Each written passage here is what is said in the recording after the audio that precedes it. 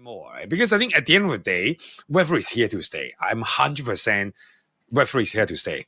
If not, I would cut my dick off, right? I think this is definitely here to stay. 1, 2, 3, 4.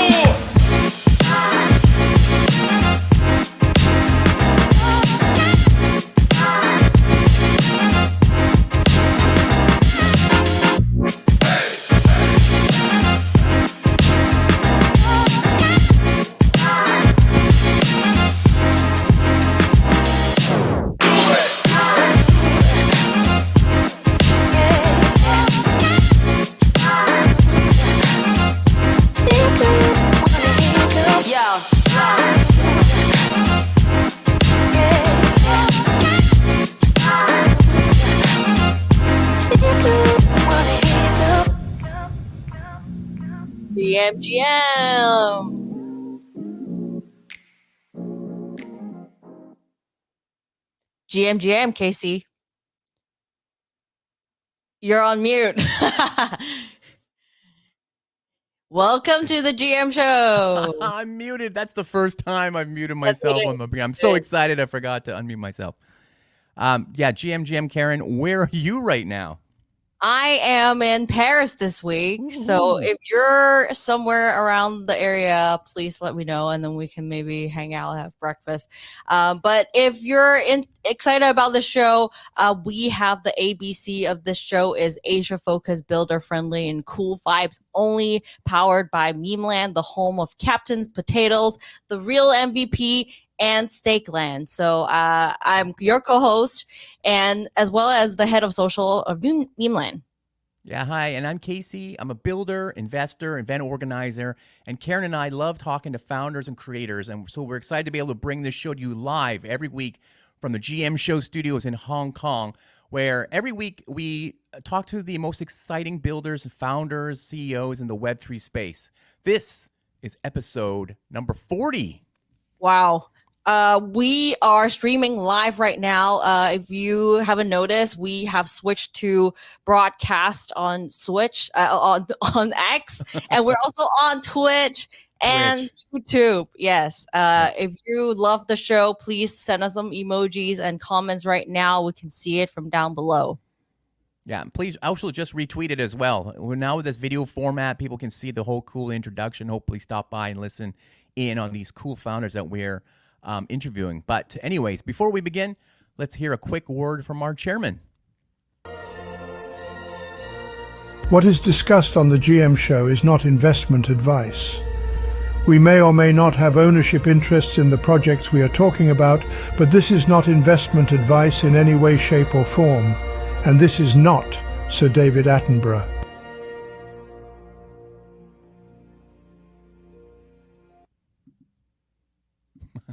Okay. All right. One of the first NFTs that I saw and started researching was Cool Cats. I loved that iconic blue cat design. A few of my friends had them on as their Twitter profiles, and actually, since its creator is now also the CEO, I decided to finally get one for myself. I think it's a really cool look, and one of the first and most iconic kind of NFT brands that came out. Over the past couple of years, Cool Cats has really gone from a PFP project to a multimedia IP. From your NFT wallet to all kinds of activations. One thing I like about what they're doing is that they have these real world things like the Cooltopia they did in New York, and having the Blue Cat balloon during the Macy's Thanksgiving Day parade just recently. Did you see that? That was pretty amazing. That's cool. I even got this. I love, of course, I love toys, so I love whenever NFT brands come in and they can sit on my desk. Here's the Blue Cat vinyl figure that came out, and it came with a little card that allowed me to mint some Cool Cat avatars that can change their clothes and stuff like that. So I think that's cool. And because of that, of course, it led me into their physical merch store, which I think is one of the best ones in all of NFT land. They even have Cool Cats coffee. So I'm hoping that we at Memeland can do hash browns so that I can have a real Web3 breakfast one day. All right, and the connection Cool Cats has to Asia, of course, is that they had a strategic investment by Animoca Brands back in 2022, and that also one of the Animoca portfolio companies, Gamey, released a Cool Cats blockchain game as well. And I was just looking at the Twitter feed before this, and there's a Cool Cats meetup in Hong Kong coming up in March. So that's going to be really cool. So I'm really excited for this episode. So who is our guest today, Karen? I'm super excited. Today on the GM show, we have the founder of Cool Cats, definitely a cat person. Cats are the heart and soul of the internet, and so it made sense for the blue cat created back in the 2013 will be one of the blue chip of NFT industry. Colin Egan, better known as Clon, as a graphic designer from Atlanta, Georgia. In college, Clon kept sharpening his skills in illustrations and character creation by challenging himself to 100 days of drawing. Each day he drew a character with the challenge to not erase or start over. On the third day, a cat was drawn without realizing it. This cat was to become his main character for the next 10 years. Cool Cats, the NFT brand, was born on July 1st, 2021, a 9,999 collection. Little did Cole know that the collection was about to explode. Today, Cool Cats is a rich ecosystem of captivating characters and comics, innovative games, unique merchandise, and fun animation. Please welcome to the GM show the cartoonist himself, the founder, CEO, and creative director of Cool Cats, Clon. Hey, what's up? How's it going, GM? GM. Amazing, GM. Oh, look who's that in the background there? Looks like there's a guest star on the show today. Yeah, I had to bring some support today. This is my cat Snuggles. He's just making sure I answer all the questions correctly. Amazing. All right, before we jump into the 20 questions that we ask all our guests, you've been in the CEO chair now since August, so it's about 5-6 months. But you've had your hand obviously in the business for a while. But so much has happened in these last 5-6 months for Cool Cats. Has it been overwhelming for you, or is it because we're in a bear market, it's more manageable than maybe say in 2022 or when you guys were at your when everything was like super crazy? That's a great question. It's definitely overwhelming still to this day. You never stop learning. There's always new things, new challenges that you have to overcome. And I will say it has gotten a lot better since where we were. I think we've refocused our company so that everyone knows exactly what we're doing. And we're building out our web experiences, but most of our focus is to get into TV and to create a cartoon show. And so we've been doing everything from the Macy's Day Parade to getting the merch out and working on actual episodes with a famous studio called Titmouse. And so we're furthering those connections and just hyper fixated on getting to TV. And that's our way of expanding out of Web3, but still having our roots in Web3. Yeah, let's take a quick look at that. I brought this in here so that we could take a look at it. So this is on YouTube. Talk a little bit about what it is. It's like a cartoon show that's only on YouTube.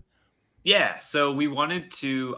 My goal when I took over Cool Cats was I wanted to show you the vision I have for Blue Cat and always have for the last 10 years. And Blue Cat and his friends Joe and Artie, and of course Chugs, they all live in a world together, and they go to this coffee shop every day that Blue Cat works at. And really the point of these was to be a pilot episode to show you how all of this can come to life. We have the animation style down, we have the voice actors, we have the story. So this is sort of step one in the equation to get onto, streaming providers. Okay, cool. Looks amazing. Yep. All right, so let's get into the interview. We ask the same 20 questions to each week's guest to get some insight into their daily life, what inspires them, and what lessons can they pass on to the next generation building in Web3. Karen, what's the first question? Yeah, let's do the warm up. So the first question is, what's the one app you have on your home screen that not many people do? Right. I feel like most of mine are the typical ones, but I'm a gamer at heart and Pokemon nerd. As you might see some stuff behind me. So I play Pokemon Go a lot, and that's the one on my home screen. That is not a typical answer, my friend. Yeah, you're the first person to say that. Let's go. That's awesome. I got to say, I'm also impressed by that game's longevity, right? I mean, I think Karen, right? We played it a lot at the beginning, and I still see people in Hong Kong playing it. When you see a group of people With standing multiple with their backs to something with a phone in their hand, you know that they're playing Pokemon Go. Yeah, the dead giveaway is the charging cable coming out of the backpack, and they're just playing. Yeah, I dropped the game from playing it from the beginning, and then just picked it up the last like 6 months or so.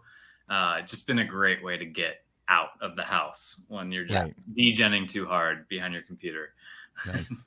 Okay. Hey, that's like another kind of like workout app, actually. Yeah, exactly. It's like a workout. Gamify walking. Yeah. Especially No in tokens, though. Where are the tokens? No We need some tokens for doing it. Yeah. In Asia, Nintendo. you'll see like grandpas like holding up multiple phones during Pokemon Go. So that's multiple. definitely a healthy activity for sure. Funny. All right. Next question. What is the book you've given most as a gift and why? There's a book that I recently gave to some of our illustrators on the team, but it's the one I recommend to everyone who's an artist, maybe into characters and animation. It's called The Animator's Survival Kit by Richard Williams. And Richard Williams did Roger Rabbit, Who Framed Roger Rabbit. But he learned from Walt Disney and his whole crew about animation and bringing characters to life and the illusion of life through animation. And so it's like a big book, and it has a bunch of like picture examples of how to animate. And I think it's just really key to know as a character designer. Great. Awesome. So what is something that has greatly influenced your life? Is it an anime, a cartoon, a book, a person? Yeah, it's always cartoons. I think I've said this before, but SpongeBob was one of the biggest inspirations for me because when I was a kid and watched it like a light bulb, like something clicked inside of me that I was like, I really became hyper fixated on making a character and drawing. And so from the age of like 5 onwards, I just kept creating characters here and there until I created Blue Cat. But the goal was always to create a cartoon show or something like that. A character that lives longer than me. I think that was always the goal. And SpongeBob made me realize that. Yeah. Do you have a book of all the characters that you created all these years? Yeah. So unfortunately, I threw away a lot of the ones when I was a kid. Because when I was a kid, I thought they were bad. And I was like, done with them. But I did a drawing back in 2015 or so. You can find it on my Instagram. But it's like a picture of me. I redrew all of the characters because I still remember them. And I tried to draw when I was really young using like crayons. I like tried to replicate it, really poorly, just to get the idea through. But it was a frog. Oh, that was great. Like it would be great to have an exhibition of all the characters. Yeah. Of your past works. I would love that. Have you met any of the creators or creative directors from the SpongeBob show? No, I'm getting closer. Like it's like now that I'm kind of a little bit more in the entertainment industry through working with Titmouse and like pursuing TV, you start to meet some people that you're like, whoa, you're so and so. Like I grew up watching or like hearing your voice or something like that. It's really cool. Oh yeah, that's so cool. The voice, Tom Kenny, he's usually at Comic-Cons, right? Things like that. Probably in LA and San Francisco. So one day you at least can see him because I've seen a lot of these voice actors, but I don't really see the creators behind the shows on stage anymore. They're too busy working. Yeah. All right. Next question. Number 4, besides your smartphone, what is the one gadget or product in your life that makes it better? I love my my Breville espresso machine. I recently got it like 3 months ago, and my quality of life has increased every morning making my espresso and just like getting to the day. I did not expect. I thought it would be like a digital drawing pad or something. Well, so I was about to like lift this up, and I'm like, there's a drawing pad, and yes, that one probably has actually influenced or made my life better. Before Cool Cats, I just upgraded to like a smaller version with a screen on it, and I remember that like unlocked a new door to like create it. And then I created Cool Cats off of that, which was nice because at the time I thought I was spending like a lot of money and breaking the bank. And I was like, phew, it was all worth it. I created this thing. Nice.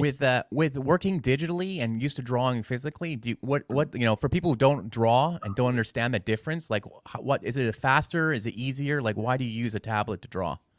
So I do prefer drawing pencil and paper, and I actually forgot I did put this next to me. This is one of my favorite tools, which is just a drawing pad with paper, and it can hold it really well.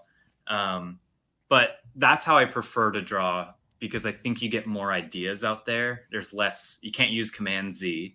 You can erase, but you can't undo mistakes as easily. But digital is nice because you get to the final product faster. And unless you're selling physical pieces, these days everything is digital. So like if I want to make a print on a shirt, that needs to be digital. And so it's nice to have the drawing pad because you're just doing it already. And then it's easy to export, it's ready to go. You can post it on social media. Whereas with a drawing pad, I'll have to like scan it in, touch it up and do all of that. Yeah. Okay, yeah. Great. Makes sense. Okay. So now we're going to the personal stuff. What was an early job you had that you learned an important lesson from? Oh man. My first job out of college. I left college thinking I was hot shit. I was doing the cartoonist and it was doing really well at the time. I did graphic design as my major and I was doing very well with all of my stuff. And so, I thought, oh, I'm awesome. I can do whatever. And then the first job I had was this, it was in Atlanta, but it felt like a Silicon Valley type of startup where it's just like, go, go, go. And I was not good. And I had about 2 months and then they fired me. And that was a really humbling experience where you just realized like, oh, I have so much more to learn. Like school is this like fake facade of what real life is. And then you get into real life and you learn quickly. So that's interesting. And not always in a good way. So yeah. Oh, that's good. Okay, so first of all, thank you for being so open with your camera for your setup, for your video setup, because a lot of people are like either very closely framed and also, but this is the first time we've seen the whole thing, so it kind of goes to the next question because I'd love to hear more because you have such a cool background. So I guess one side is for doing video calls, and maybe you have a computer, you have a drawing table there we saw, and then behind you maybe it's more physical. So the question is what does a normal day look like for you? What time do you get up? What's your daily routine? And maybe even just walk us around your studio there. It looks very interesting. Yeah. So wake up usually to this cat and another cat that's out there waking me up, looking to be fed, and that's probably around like 6:30. And I was already a morning person, so it was easy. I'd wake up, feed them. I go do like my 30-minute walk around the block playing Pokemon Go. Come back, use the espresso machine, make espresso and some breakfast. And then now I'm good. And then I like to, during all of that, kind of catch up with team stuff. I'm the last time zone on the team, so I like to respond to any burning questions, but ultimately I'm really trying to get here. And this drawing desk is what I really like. I'll put a piece of paper on here and just like sit there, listen to music, get into like a zone. Cause in the morning I'm most creative. And then I usually hit like 1 o'clock and I'm ready to eat again. And after I eat, I'm pretty much useless when it comes to creativity. And so I get back into like work stuff. Or if there's any like design work I need to do, any more tedious things, get on Twitter, say GM late. But yeah, that's about it. Yeah. Wow. When do you like, sorry, go ahead, Karen. I did not expect a morning creative person. Usually, yeah, exactly. Good. That's a good question. Yeah. And then what do you do? So if you're early in the morning, then when do you like stop looking at the computer or stop drawing? Yeah, the problem is I also love video games, so I need to like get away from the computer. But about like 4 to 5 o'clock, that's when I'm like usually winding down work. related things. And then I try to either create more, play video games, talk to friends. And then I actually have like a second wind of creativity that comes after dinner. And that's where it's more relaxed. I have my drawing pad again and I'm sitting on the couch, like watching TV and drawing. And there's a lot of like cool ideas that come out then. And then in the morning, I try to take those ideas and like really like flesh them out. Awesome. Okay. Cool. Okay, so here's the next question. Now, what is an unusual habit that you have? Yeah.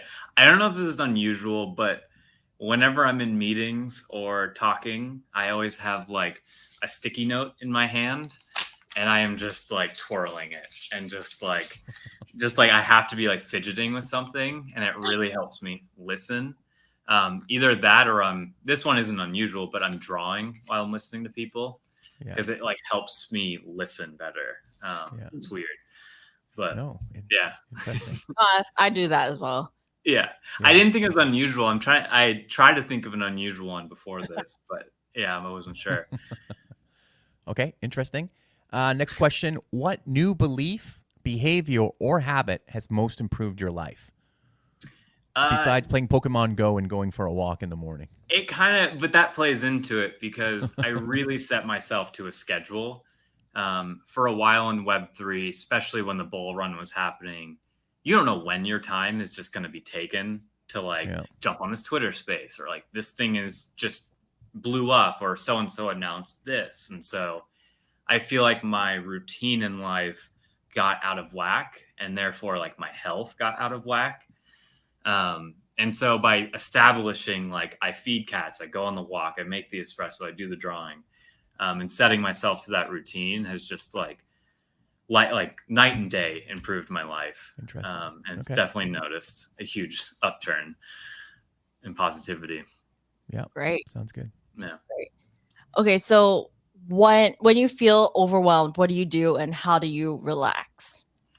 I either draw, nothing, like draw something that's not related to like cool cats or anything. I just like, it could be a bunch of scribbles. Like I just draw circles over and over and over again. Or I draw a picture, but usually drawing is the first thing I do. That, or just like walking out of the house again, and like stepping away from the computer, and getting in a new environment is usually what I do to relax. Okay. Great. You don't play any aggressive video games? I play League of Legends, and I used to play a bunch of Overwatch. Okay. And those will get your blood pumping, and you'll start, yelling at people.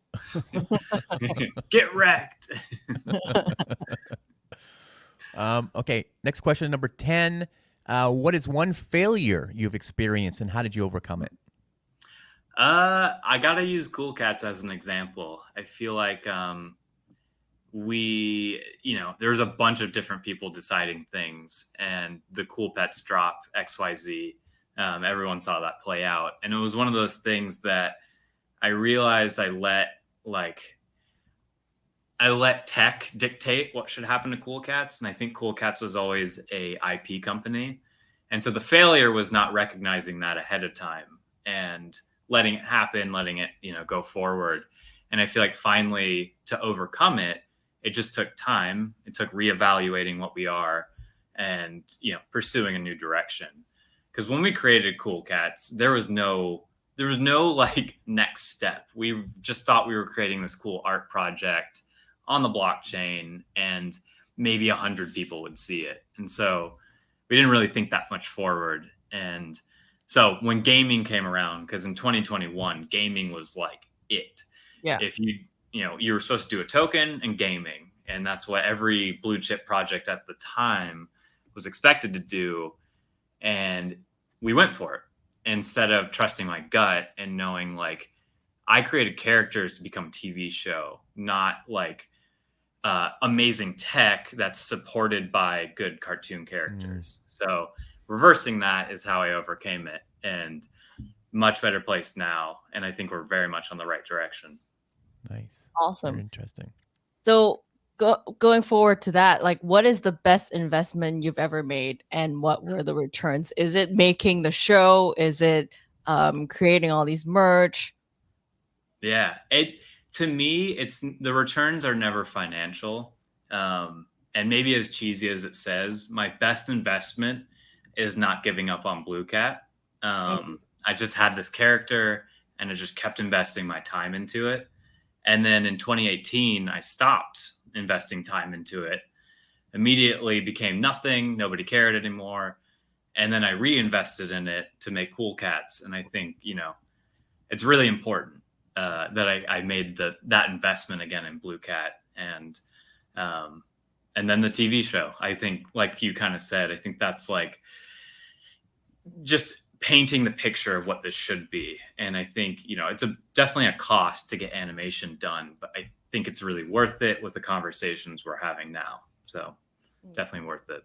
How long does it take to make one show? I'm just curious. Well, ours are only like 60 seconds and like a minute 30. Yeah. And those took about you could do once you get into the flow, probably takes like a month to do a minute 30 of animation. Yes. From the voice acting to the post processing to everything in between. But to make like a 30-minute cartoon show, I can't imagine. It probably takes like a few months to do that. And there's probably operations to it to make it quicker when you have like a full season. But when you're starting fresh, everyone's learning the characters again for the first time and how they move. And that's a whole just new thing you have to learn. And once you have that, it makes it a lot easier to keep going. Yeah. Definitely a great, great production. Another just question on your investment of your time. Like the Cattoonist was your Instagram handle for many years.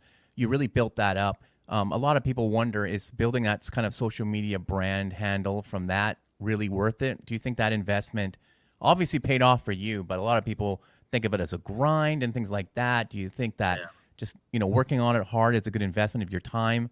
Because, it's so much social media coming at us all the time. Your art style is very distinct, so I think a lot of people will follow you on that. But what kind of advice do you give to other people who are like investing in like a social media presence to build on something in the future? Yeah, because it was a weird one. When I started the Cattoonist, I feel like that's right when like the social media meta was starting to be figured out. It was before TikTok or Reels. But you're trying to build a brand. At the end of the day, whatever you're doing on social media is a brand, and you need to recognize that, treat it like a business. But most importantly, don't just for views or something, don't go down a path you don't want to be down, because you could find all this growth down that path and then get to the end of it and realize you despise what you're creating. And then it immediately will sink after that. Right. Whereas if you're creating something you're really proud of, you'll just want to work on it, and you want to, keep seeing it grow and finding your new opportunities to figure out where to go.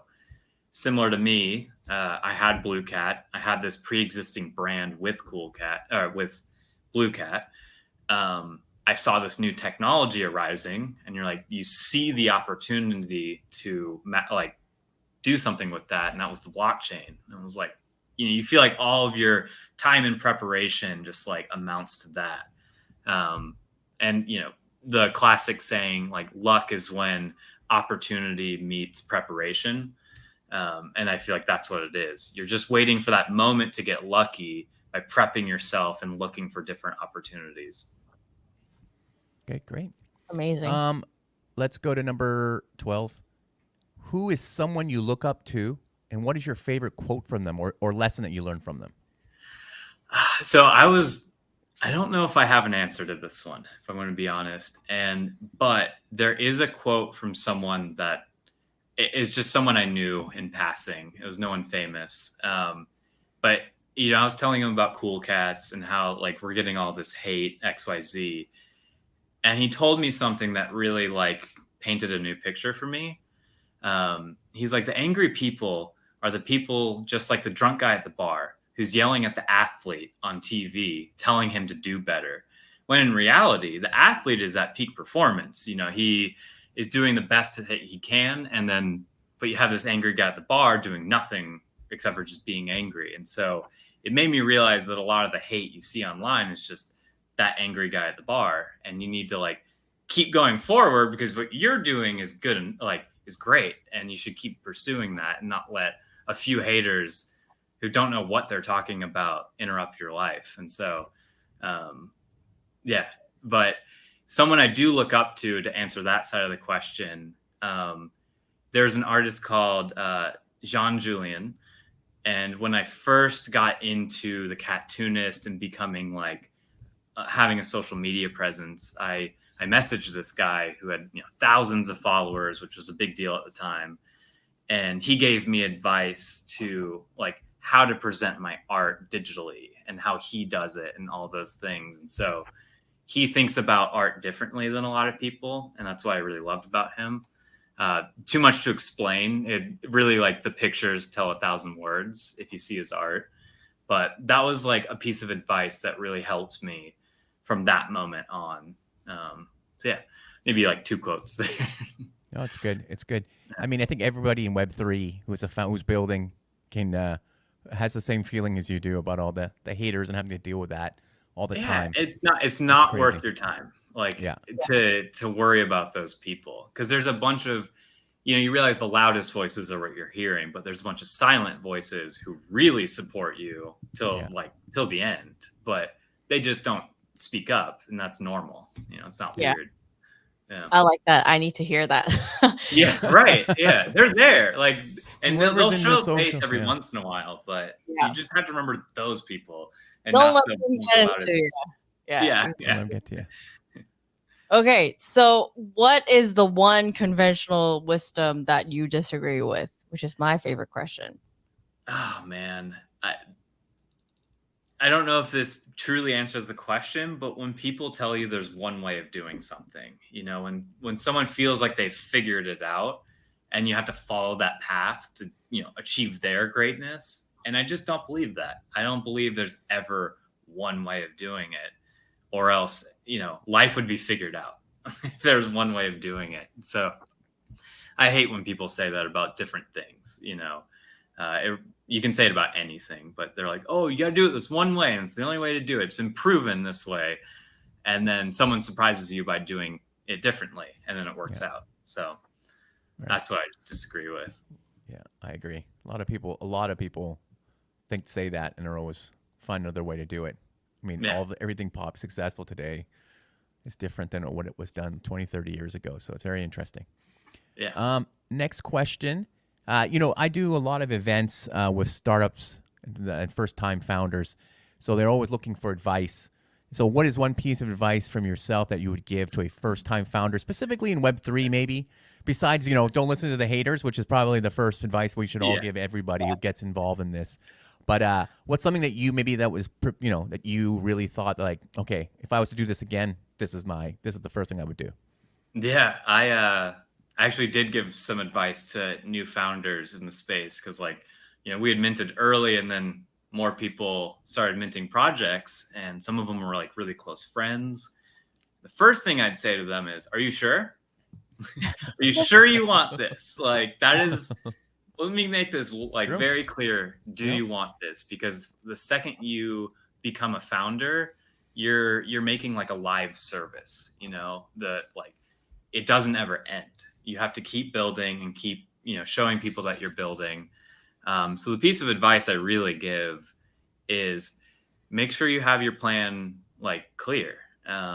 Don't just go into this thinking you'll figure it out on the way. You definitely will figure things out on the way, but having a solid plan is very important, and making sure you're ready to complete that and spend every, your 9 to 5 turns into 24/7. You just don't stop thinking about what you're creating. And so that's why I say, are you sure? You're going to, your personal life might get, take a hit because of this, your health might take a hit from this, but you're building something great that the end goal will be worth it. So it's definitely a treacherous path to go on, but I think it's fun. So Yeah. I think it takes That's great. a certain type of person too. That I should be a think TV show. Yeah, I Yeah. think we need like a support group for all the founders because I feel like they do need like to like express their emotions a little bit. It's Yeah. hard to be a founder alone without talking to other people. Yeah, I actually have a kind of recent funny story. I went to a Bored Apes little little get together in LA that someone invited me to, and Gordon was there. And seeing Gordon in his environment with his community was just like looking in a mirror. You're like, whoa, like this is exactly how I interact and do all of that. And then it hit me that I've never talked to another founder from 2021. And I sat down with him and we had this like one-on-one conversation. And it was just this moment where we looked each other in the eye and just realized like we had gone through a lot of the same difficulties and all of that. And we've had no one to bounce, like no one can understand unless you did it too. Right. And so it was great to have, you're saying support group for like 5 minutes. It felt like I had this like support group of like, yeah, dude, same. That happened to me. Yeah. It was great. They have Hollywood Reporter has those interviews, actors on actors, right? Where they have two big actors interview each other and talk about their process. They should do that. There should be a show. NFT Now should do a builders and builders show.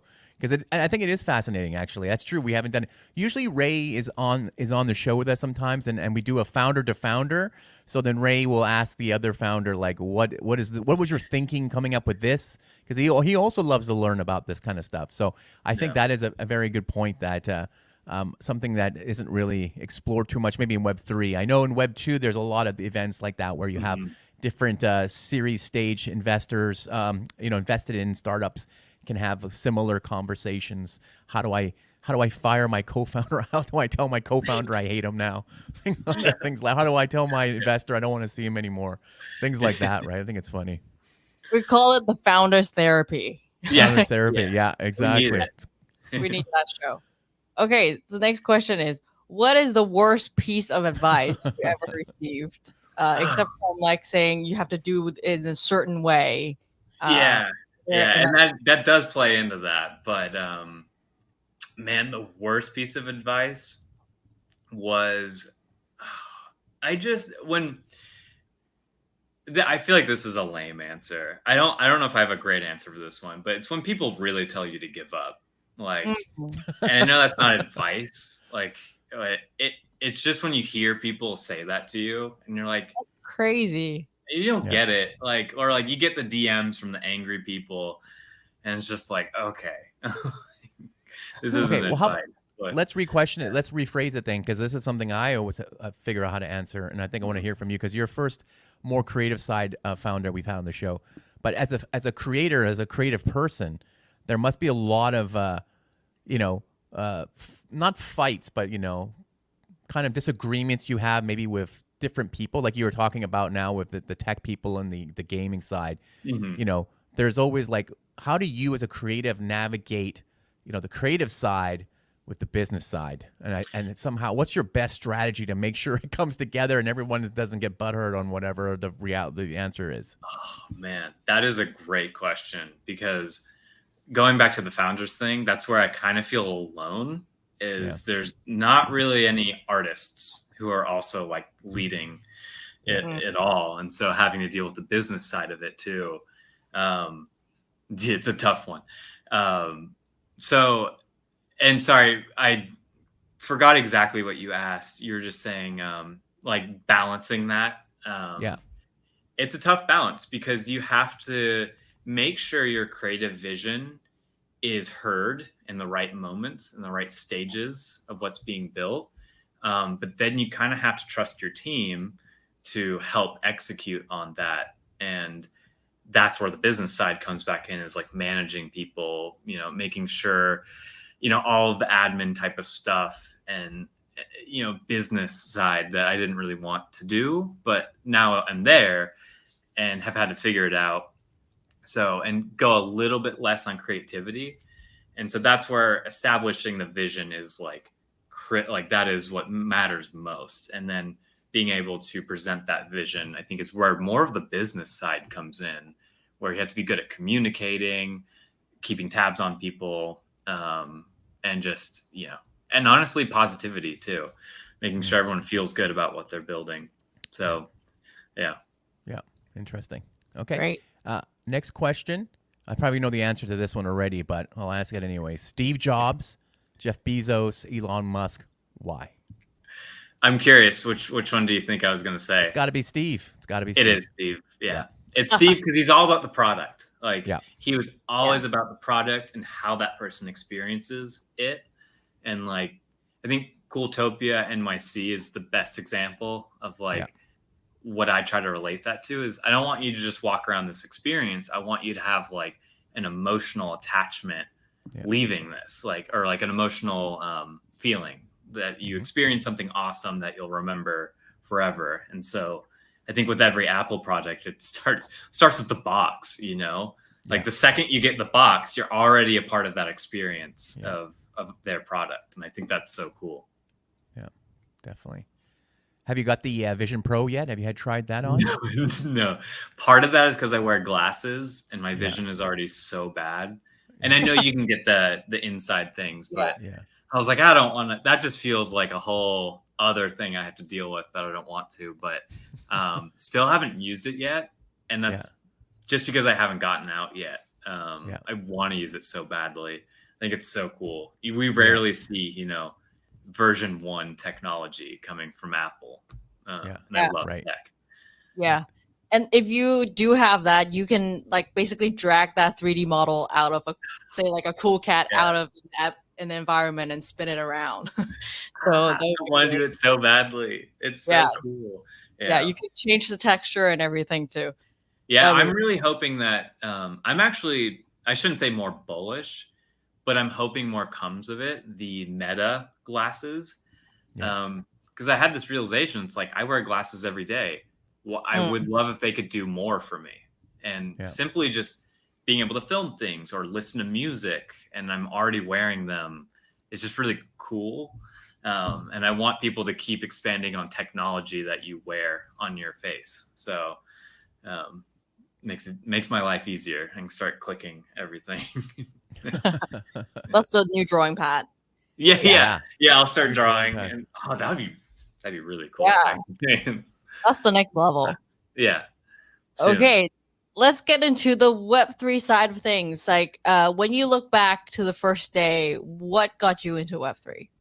Yeah, it started with crypto. I think as many people had that journey too. But then my good buddy from college, and still my buddy now, and co-founder of Cool Cats, Evan Luza, Elu, as most people knew him, he got me into Web3 because he just was talking about collecting things and all this, and he knows I love to collect. But then he also brought me in to work on his project at the time as like a motion designer. And so I really started my Web3 journey like working just on projects. And then long story short, that project got rugged by the developer before we even launched. And we got back to ground zero and saw a poster on my wall, and I was like, right, dude, we have Blue Cat that we can make a whole project around. And so I feel like I skipped past what got me into Web3, but my buddy Evan got me into Web3. That's amazing. So you've been working on this character for like 10 years already, and then meeting Elu, like him getting into Web3, you're like, let's bring this into as an NFT world. Like, so you know about crypto, maybe you're learning about NFTs. Like, how does that, like, I know, because I'm like you, so we have a lot of like toys in the background, obviously. So we know, like, I think the onboarding for people like us is very short into Web3. Yeah, because it just makes sense. It makes sense already. Like, you don't have to sell me a collectible worth money. Yeah, I'll do that. I'll get into that. So I think that for you, it's much easier. But I'm just guessing. Is that true, or is that? Yeah. It was that collecting things. I just thought I'm always there when there's new technology. It just really interests me that things could be put on the blockchain. And I didn't quite fully understand it at that time. But the one thing I loved was that artists could mint and then get royalties. And I thought, like, that solved a lot of issues in the current artist category. Is just like in real life, you just sell your thing and you never see returns on it again. You have proof that you created something on a certain time. And I just thought all of that was really cool. Yeah. And so the collector side got me in, but then the artist side, I think, is what made me stay. Okay. Great. Cool. Okay. Next question. What was your first NFT? If it wasn't Cool Cat, so it might have been something before it. What did you learn from it? And do you still own it? Yeah. I had one NFT before we minted Cool Cats, and it was called a Faticorn. And it was supposed to evolve, but it's still in its crystal because the project never happened because they were having some issues, I think, with their mint or something like that. But the two developers on that team are the two developers we got to help work on Cool Cats with us to be the other two founders of Cool Cats. And so my first NFT made me connections and then made a project around. So, and I still own it. I'll never transfer that thing. Awesome.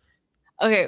The next question is probably a lot of people are also really interested in what are you working on right now? Can you tell us more about it? Why now, and why you? Yeah. So right now we have 3 games on the way coming out. And so a lot of my time is spent, on the creative side, a little less now that they're further along, but making sure the assets look good, just creative direction. I'm working on our own thing to make a more interesting digital experience, and I'll kind of leave that there. We work on wearables for the avatars, and then kind of what most of my time is thinking about the cartoon show and where it's all going to kind of lead and how we can tie Web3 into this show, because nobody's done it before. And so it's like a cool path, like a cool path to pave in my own way, because there's no textbook or guide of like, here's how you can connect Web3 with a cartoon show. And so it's a fun challenge to have, but I spent a lot of time thinking about that. Have you seen the Crapopolis cartoon? Yes. Yeah. I saw it when they were starting to mint the chickens that they had, and that was like a long time ago, right? So it's taken a long time for that show to come out. It's obviously been out for the last few months now, but there is some connection to Web3. It's a big corporation, right? So probably a lot of things they can't do, whereas you probably more agile to get around that kind of thing. But anything to share that you can, like how does that? How would that work?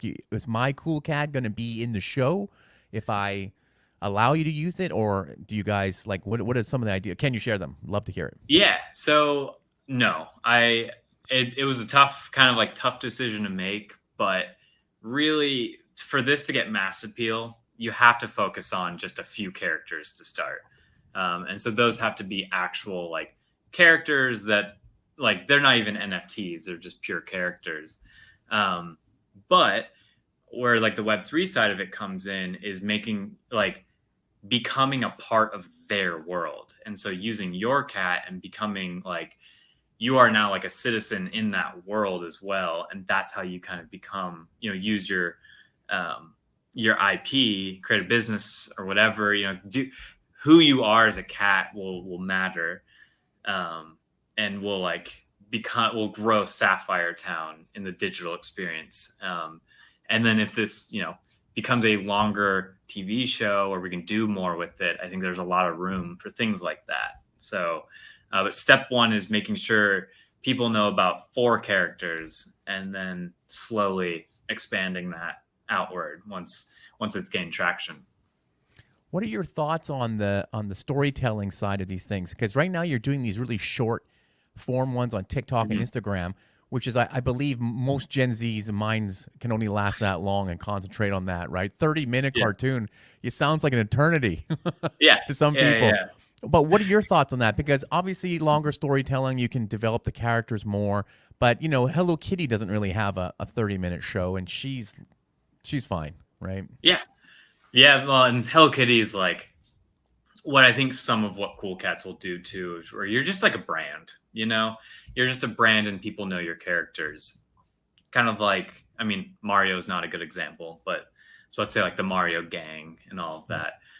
But so my kind of views on TikTok and Instagram is I think it's a great way to gain your following by numbers, by like literal numbers on an app. But I don't think you create any type of emotional connection to characters on apps like that. We started to get a lot of traction. I've also been studying other just IP brands in Web 2. And no one's doing that because they don't see this video of Blue Cat doing something trendy and immediately go like, oh, I want to know more about that. The most they'll do is send that to their partner, their significant other, and then forget about it. So my strategy is to use that to, let them know about who we are, but feed them into YouTube, because YouTube is where you gain a longer lasting relationship with that person. And that's where they start to get to know the characters better. 30-minute episodes, I don't think we would ever do because of what you just said about attention spans. It's slowly shrinking. So I think the like 5-minute to 15-minute is like this like sweet spot. Yeah. They get to know the characters better. We can start telling stories. We can start doing activations off of those things. But the little trendy things on Instagram, I think, are a great way to just get a following quickly. But you don't gain, like, I don't think those people would come to Web3 ever. Okay. Oh, interesting. Yeah. I don't. You go to Instagram to waste time, and you can't prove me otherwise. So yeah, it's a different mindset there. Different mindset. Yeah.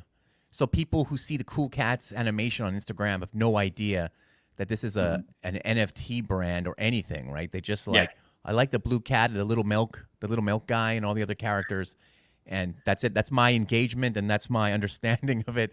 And maybe I might buy, the toy. I'm sure that the toy shows up. They're like, hey, that guy, I saw that guy all the time on Instagram. But they don't need to use the code to mint a costume or whatever if they don't want to. So is that what you're saying? You think that's definitely two different groups of people? Yeah. Because so Bluey has been my biggest inspiration because I knew nothing about Bluey until like a year ago. And then and it's a great example of a new cartoon because a lot of my knowledge is from old cartoons. And you look at their Instagram account and it's just like supporting the character, not trying to like build character on that platform. And those are very different things. And so, that's why I think getting on like a Netflix or a streaming provider is huge because that's where people go to get that emotional connection to characters, a show or lore or whatever, that then you can bring them into your environment more. But I just worry about Instagram not really doing it. I think it's just like a quick burn of attention. Great. All right. Interesting. All right. And the final question, this is my favorite question. You do a lot of interviews, you do a lot of spaces like this. And I'm sure everybody's talking to you about, bull markets, bear markets, things like that. What is crypto? What is NFT? NFTs are dead. That's my favorite one. What is the one misconception about Web3 that you personally would like to change? Maybe in the artist view, like what you just told me, that's another reason why I love Web3. But a lot of artists don't share that enthusiasm. Yeah. So maybe there's something there that you would like to change in terms of the thinking about Web3. And what I'm about to say is this is not at all bad that there's degens in the space. I mean, that's what's birthing this all. But I really want to change the misconception that it's all crypto bros and degens. Like, I think there's so many little pockets of Web3 and so many awesome communities and creators. And like, it's no different than any other industry. And I think people only see the people spending money and being loud and just like some of the crappy art. And that's all they see. And then they stop. I think if they could get to know people, maybe, an artist they follow, or I don't know, but I really want to change the misconception that it's all like degen culture. I think it's much more than that. And it's really about the technology. That's like what all of us agree on. And so, yeah, it's a tough one. Because especially when the bull run happened, it got exciting and now it's crashed. People just think it's dead. And so, and they always attach it to money, not creativity. So, and then what do you think if the bull run is on its way back now, say we hit it back in the summer, it's going to go crazy as well. Are we going to learn? Are people going to learn? Or do you think it's just going to be the media is just going to jump on it again and go, NFTs are back, JPEGs are selling for millions of dollars again. And then, what do you think about that? I think it'll be a little different because now there's history. There's like history with projects is really what I'm trying to say. You have the people who started and have been here for years. They've been showing everything that they've been doing the whole way versus 2021 where people will just mint. You wouldn't know the founders. You wouldn't know their story. You don't know what they've done, right? But you blindly trust them and throw money at them. So I hope we learn that way and I think we have, some of us, but I do think some of it will repeat itself. And of course, there'll be newcomers who didn't see what happened and might fall on the same sword. Okay, great.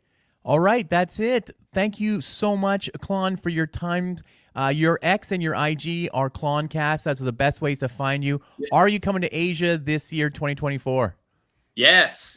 So right now I'm already planning a vacation trip to Japan. But since I'm over there already, I'm definitely going to hit up anyone who lives in Japan. But I have to hit up the Hong Kong Cool Cats because they always get together. I'm always having so much FOMO about not being there. And so I'm making sure after Japan, I hop over to Hong Kong and see everybody. So hopefully September. I think that's about when my. All right, we're going to put it in our calendar. We'll take you out for dim sum for sure with Ray and the gang here for sure. Yes. Yeah. That's so Thank exciting. you so much. Yeah. So this is a great episode. I think this is the first time we have a live cat in the show. If you love this show, please follow GM Show official Memeland, Stakeland, and our co-host. We'll see you again next week.